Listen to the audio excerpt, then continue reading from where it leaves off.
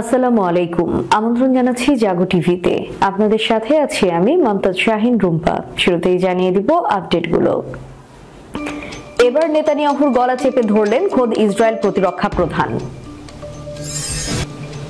Yemen থেকে ইসরায়েলে হুথির ballistic ক্ষেপণাস্ত্র হামলা। বাংলাদেশ ইস্যুতে রাজনৈতিক ফায়দা তোলার চেষ্টা করছে উগ্র হিন্দুত্ববাদী বিজেপি। মমতা তৃণমূল কংগ্রেসের বিস্ফোরক দাবি। উত্তেজনা তুঙ্গে সিরিয়ার পাশে থাকার ঘোষণা রাশিয়া এবং ইরানের।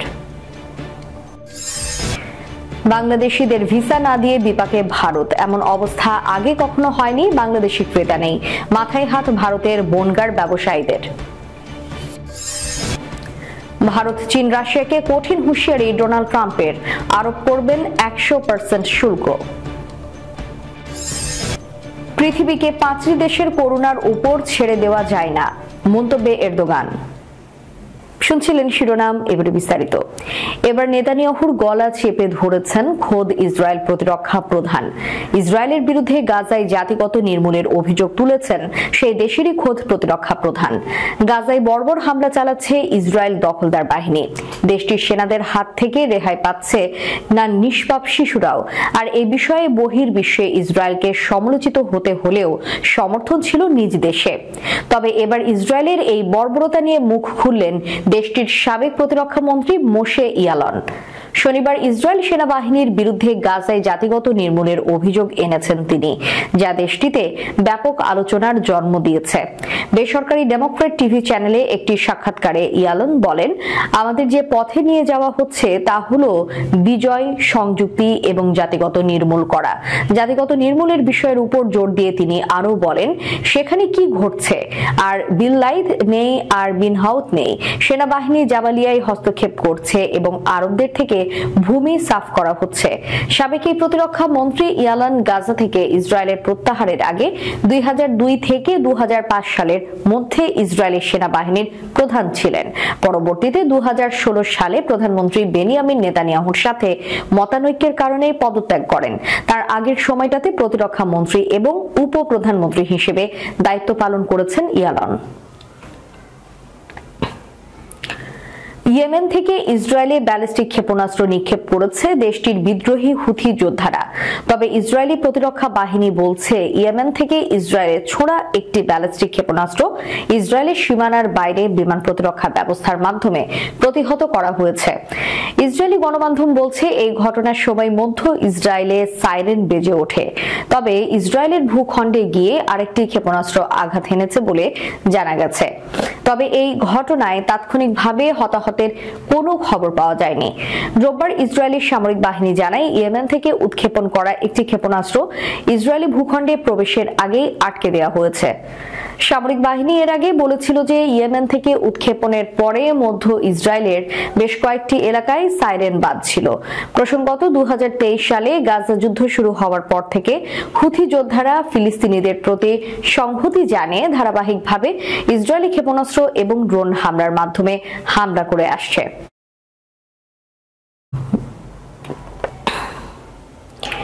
এদিকে বাংলাদেশ ইস্যুতে রাজনৈতিক ফায়দা তোলার চেষ্টা করছে উগ্র হিন্দুত্ববাদী বিজেপি, এমনই বিস্ফোরক দাবি তুলেছে মমতা তৃণমূল কংগ্রেস। পশ্চিমবঙ্গে ক্ষমতাসীন তৃণমূল কংগ্রেসের জাতীয় সাধারণ সম্পাদক অভিষেক বন্দ্যোপাধ্যায় অভিযোগ করেছেন, বাংলাদেশের সাম্প্রতিক অস্থিরতাকে হাতিয়ার করে রাজনৈতিক ফায়দা তোলার চেষ্টা করছে বিজেপি। গতকাল শনিবার পশ্চিমবঙ্গের ডায়মন্ড হারবার লোকসভা কেন্দ্রের আমতলায় একটি অনুষ্ঠানে সাংবাদিকদের এ কথা বলেন তিনি। ভারতীয় সংবাদ মাধ্যম টেলিগ্রাফ ইন্ডিয়ার প্রতিবেদন থেকে এই তথ্য জানা গেছে। অভিষেক বন্দ্যোপাধ্যায় বলেন, বাংলাদেশে যা ঘটছে তা পশ্চিমবঙ্গের কোনো রাজনৈতিক ইস্যু নয়। সবকিছু নিয়ে রাজনীতি করা বিজেপির স্বভাব, সেটা আরজি কর হোক বা বাংলাদেশ। কেন্দ্রে ক্ষমতায় রয়েছে বিজেপি। সংবিধান অনুযায়ী আন্তর্জাতিক সম্পর্কের বিষয়গুলো কেন্দ্রীয় সরকারের অধীনে। তাই পশ্চিমবঙ্গের বিজেপি সাহস দেখাতে হলে দিল্লি গিয়ে দেখাক। সাম্প্রতিক সময়ে বাংলাদেশের পরিস্থিতি থেকে রাজনৈতিক ফায়দা তুলতে কলকাতা সহ পশ্চিমবঙ্গের বিভিন্ন জায়গায় একাধিক বিক্ষোভ কর্মসূচি পালন করেছে বিজেপি এবং গেরুয়া শিবির।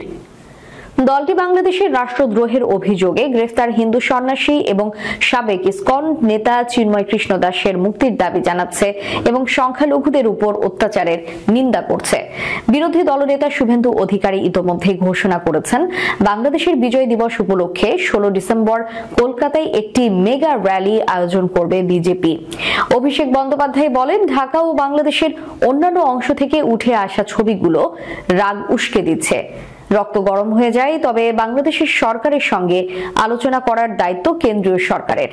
আমি মনে করি কেন্দ্রকে এই বিষয়ে কঠোর অবস্থান নিতে হবে এবং এমনভাবে বার্তা দিতে হবে যা তারা বুঝতে পারে। আলাদা এক অনুষ্ঠানে পশ্চিমবঙ্গের নগরোন্নয়ন মন্ত্রী এবং কলকাতার মেয়র ফিরহাদ হাকিমও অভিযোগ করেছেন, বিজেপি বাংলাদেশের সাম্প্রতিক ঘটনা থেকে রাজনৈতিক ফায়দা তোলার চেষ্টা করছে। তবে তাই বলে সীমান্তে মানুষকে উত্তেজিত করার জন্য বিজেপির প্রচেষ্টা সমর্থনযোগ্য নয়। বিজেপি এই ঘটনাকে বিভাজনমূলক রাজনীতির হাতিয়ার হিসেবে ব্যবহার করছে। কলকাতার মেয়র আরো বলেন, শেখ হাসিনার সরকারের পতনের পর থেকে শুধু হিন্দু নয়, অনেক মুসলমানও বাংলাদেশে নিহত হয়েছেন। সিরিয়ায় চলমান বিদ্রোহ দমনে দেশটির পাশে থাকার ঘোষণা দিয়েছে রাশিয়া ও ইরান। দুই দেশের পররাষ্ট্রমন্ত্রী ইরানের পররাষ্ট্রমন্ত্রী আব্বাস আরাকচির সঙ্গে টেলিফোনে কথা বলেন। ইরানের রাষ্ট্রীয় গণমাধ্যমের বরাত দিয়ে বার্তা সংস্থা রয়টার্স বলেছে, গতকাল রাশিয়ার পররাষ্ট্রমন্ত্রী সের্গেই ল্যাভরভকে ফোন করেন ইরানি পররাষ্ট্রমন্ত্রী আব্বাস আরাকচি। তিনি রুশ পররাষ্ট্রমন্ত্রীকে বলেন, মধ্যপ্রাচ্যকে অস্থিতিশীল করার জন্য ইসরায়েল যুক্তরাষ্ট্রের পরিকল্পনায় সিরিয়ায় হামলা হচ্ছে। এই সময় ল্যাভরভ বলেন, সিরিয়ার বিদ্রোহী হামলা দমনে রাশিয়া পাশে থাকবে। দুই মন্ত্রীর ফোন আলাপের পর একটি বিবৃতি প্রকাশ করেছে রুশ পররাষ্ট্র মন্ত্রণালয়। বিবৃতিতে বলা হয়েছে, উভয় পক্ষই আলেপ্পো ও ইদলিব প্রদেশে সশস্ত্র গোষ্ঠীগুলোর সন্ত্রাসী আক্রমণের কারণে সিরিয়ার পরিস্থিতির বিপজ্জনক উত্তেজনা নিয়ে চরম উদ্বেগ প্রকাশ করেছে। মন্ত্রীরা সিরিয়ার পরিস্থিতি স্থিতিশীল করার জন্য যৌথ প্রচেষ্টা আরও বাড়ানোর প্রয়োজনীয়তার বিষয়ে একমত হয়েছেন। এর আগে তুরস্কের পররাষ্ট্রমন্ত্রী হাকান ফিদানের সঙ্গেও সিরিয়া ইস্যু নিয়ে টেলিফোনে কথা বলেছেন সের্গেই ল্যাভরভ। এদিকে বিবিসি জানিয়েছে, আলেপ্পো ও ইদলিব প্রদেশে সশস্ত্র সন্ত্রাসী সংগঠনগুলোর সঙ্গে তীব্র লড়াইয়ে যত কয়েক দিনে সামরিক বাহিনীর ডজনের বেশি সৈন্য নিহত বা আহত হয়েছে। উদ্ভূত পরিস্থিতিতে বিদ্রোহীদের ঠেকাতে সিরিয়ার পাশে দাঁড়িয়েছে Russia. Syrian observatory for human rights বলছে, আলেপ্পোর বিভিন্ন এলাকা সিরিয়ার সেনাদের নিয়ন্ত্রণের বাইরে চলে যাওয়ার পর বিমান হামলা চালিয়েছে রাশিয়া।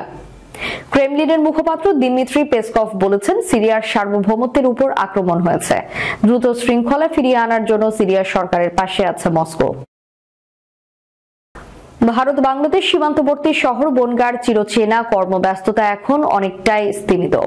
4 মাস আগে বাংলাদেশের ছাত্র জনতার আন্দোলন এবং শেখ হাসিনার ভারতে আশ্রয় নেওয়ার পর থেকেই এই শহরের অর্থনীতির চাকা শিথিল হয়ে পড়তে থাকে।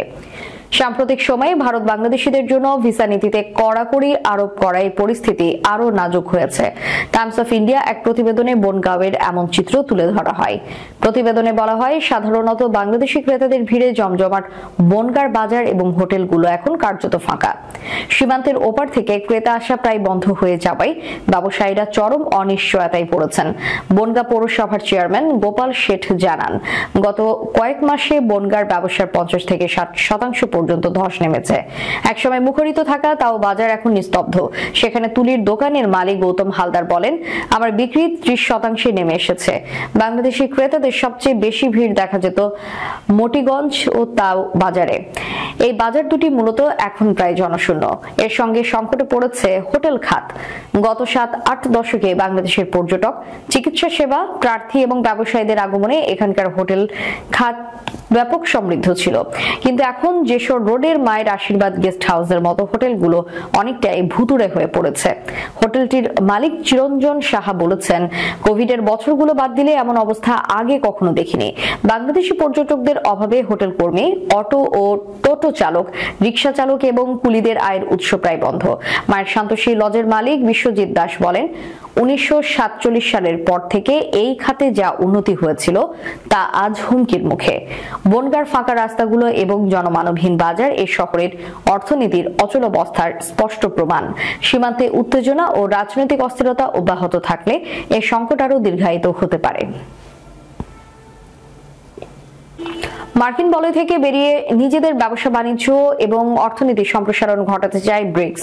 9টি দেশের সমন্বয়ে গঠিত এই সংগঠনটি মার্কিন ডলারের পরিবর্তে আলাদা মুদ্রা চালু করতে চায়, যা দিয়ে নিজেদের মধ্যে পণ্য লেনদেন করবে তারা। সর্বশেষ অক্টোবরে ব্রিক্সের বৈঠকে এমন আলোচনায় একত্রতা পোষণ করেছে ব্রাজিল, রাশিয়া, ভারত, চীন, দক্ষিণ আফ্রিকা সহ ব্রিক্সের বাকি দেশগুলো। ব্রিক্সের এমন আলোচনার ঘোর বিরোধী যুক্তরাষ্ট্রের নতুন প্রেসিডেন্ট ডোনাল্ড ট্রাম্প। ব্রিক্সের এই নীতির বিরোধিতা করে ভারত, চীন, রাশিয়া সহ বাকি দেশগুলোকে সতর্কবাণী দিয়েছেন তিনি, যেখানে এই দেশগুলোর উপর কড়া শুল্ক আরোপের পক্ষে মত তার। ধারণা করা হচ্ছে 20 জানুয়ারি আনুষ্ঠানিকভাবে ট্রাম্প ক্ষমতায় বসার পরপরই শুল্ক যুদ্ধের দ্বিতীয় তরঙ্গ দেখতে পাবে বিশ্ব। ব্রিক্সের সদস্য দেশগুলোর উপর শতভাগ শুল্ক আরোপ করবেন তিনি, তবে সেটি তখনই হবে যদি মার্কিন ডলারের পরিবর্তে আন্তর্জাতিক লেনদেন অন্য মুদ্রার ব্যবহার করে দেশগুলো। এক অনলাইন পোস্টে ট্রাম্প বলেন, ব্রিক্স দেশগুলো আমাদের পাশে দাঁড়িয়ে থেকে ডলার থেকে দূরে সরে যাওয়ার চেষ্টা করছে, সেই ধারণাটি শেষ হয়ে গেছে।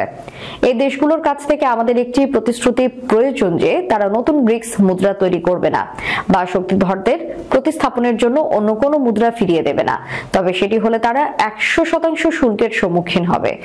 প্রেসিডেন্ট ট্রাম্পের মতে ব্রিক্স দেশগুলো অন্য একটি মুদ্রার সন্ধান করতে পারে, তবে তারা আন্তর্জাতিক বাণিজ্যে ডলারকে অন্য মুদ্রার মাধ্যমে প্রতিস্থাপন করতে সক্ষম হবে না। শুল্ক চার্জ নিয়ে ট্রাম্প বলেন, সকলের মধ্যে সবচেয়ে বড় চার্জার হলো ভারত।